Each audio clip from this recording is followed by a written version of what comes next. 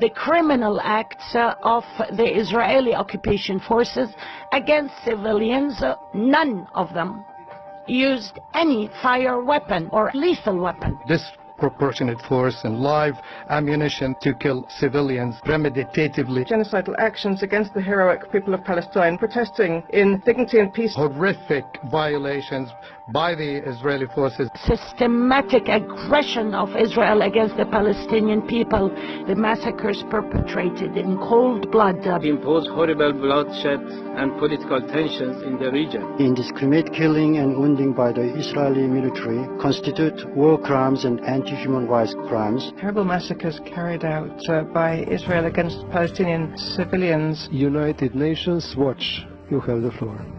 I commanded British troops in Afghanistan, Iraq, the Balkans and Northern Ireland, and served with NATO and the UN. I've come straight from the Gaza front line to share my assessment. Based on what I observed, I can say that everything we just heard here is a complete distortion of the truth.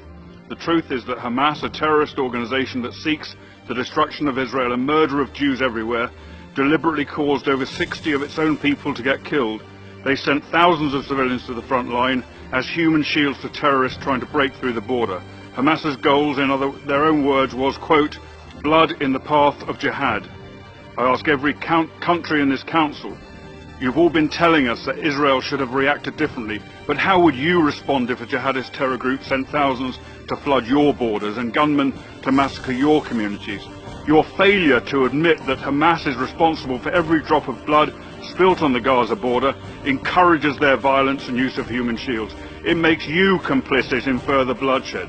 If Israel had allowed these mobs to break through the fence, the IDF would then have been forced to defend their own civilians from slaughter, and many more Palestinians would have been killed.